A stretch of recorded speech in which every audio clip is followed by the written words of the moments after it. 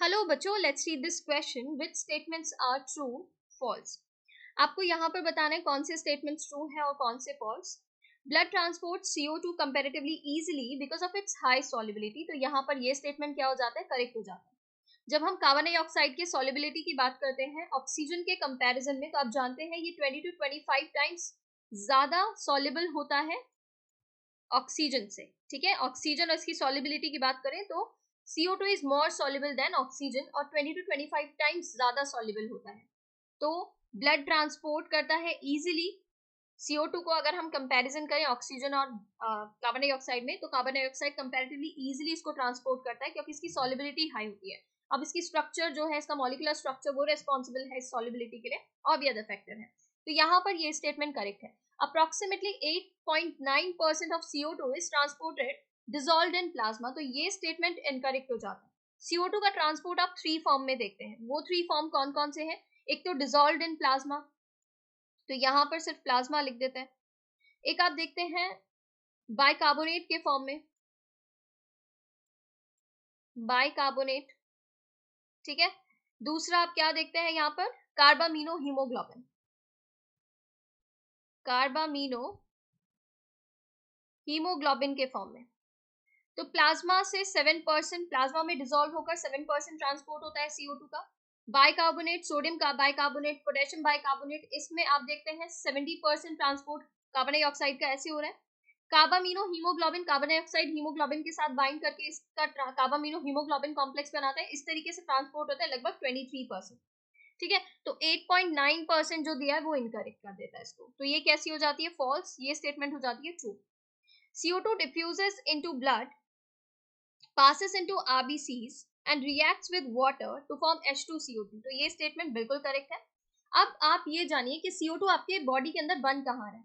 तो आपके जो टिश्यूज और सेल्स में मेटाबॉलिक प्रोसेसेस चल रहे हैं ना, टिश्यूज में और आपके सेल्स में जो मेटाबॉलिक प्रोसेसेस चल रहे हैं वहां पे CO2 बन रहा है. ठीक है. अब ये जो CO2 है, क्योंकि टिश्यू और सेल में CO2 ज्यादा है और ब्लड में कम है, तो ये अपने ज्यादा कंसंट्रेशन से लो कंसंट्रेशन की तरफ मूव कर जाता है और कहाँ पहुंच जाता है, ब्लड में पहुंच जाता है. ब्लड में प्लाज्मा में पहुंचेगा और कुछ कहाँ पहुंच जाएगा, कुछ आपके RBCs में पहुंच जाएगा. अब RBCs में पहुंचने के बाद ये वाटर के साथ रिएक्ट करता है. कार्बोनिक एनहाइड्रेस के प्रेजेंस में क्या फॉर्म करता है, ये फॉर्म करता है H2CO3. फिर ये H2CO3 का डिसोसिएशन आप देखेंगे H ion and HCO3 negative में. फिर ये HCO3 नेगेटिव H आयन जो होता है ये चला जाता है प्लाज्मा में, और जो वहां से क्लोराइड आयन है वो क्या कर जाएगा, सॉरी H आयन का मूवमेंट आप नहीं देखेंगे, आप HCO3 का मूवमेंट देखेंगे प्लाज्मा में. H आयन यही बना रहेगा. ठीक है, ये यहाँ पर कंफ्यूज नहीं होना है. H आयन कहाँ है आपका, H आयन आपका बना हुआ है RBC में. HCO3 मूव कर जाता है इधर, तो HCO3 इधर मूव कर जाएगा, तो फिर आप क्या देखेंगे, फिर आप देखेंगे क्लोराइड आयन इधर मूव कर जाएगा. क्लोराइड शिफ्ट करते हैं आप बैलेंस बनाने के लिए. और ये जो HCO3 का ट्रांसपोर्ट आप प्लाज्मा में देखते हैं, कैरियर मीडिएटेड ट्रांसपोर्ट होता है. ओके. तो ये स्टेटमेंट बिल्कुल करेक्ट है कि CO2 डिफ्यूज करता है, ब्लड में पास करता है, फिर RBC के अंदर जाएगा, RBC के अंदर वाटर होगा, उसके साथ रिएक्ट करके कार्बोनिक एसिड बनाएगा. ये करेक्ट.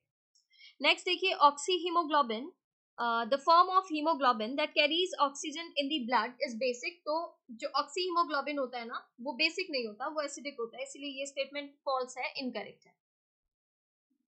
नेक्स्ट देखिए, chloride ions diffuse from plasma into erythrocytes to maintain ionic balance. बिल्कुल अभी बात कर चुके हैं, क्लोराइड शिफ्ट बोलते हैं इसको. क्लोराइड आयन मूव कर रहा है आयनिक बैलेंस बनाए रखने के लिए. ओके. तो यहाँ पर अब करेक्ट ऑप्शन क्या बन रहा है, आपके ट्रू स्टेटमेंट्स कौन कौन से हैं, A, C और E. फॉल्स कौन कौन से हैं, B and D. A, C, E are true, B, D are false. Option A is correct है. अदर ऑप्शंस को आप एलिमिनेट कर सकते हैं. इसके regarding information new NCERT class 11 page number 188 and 189 पर गिवन है.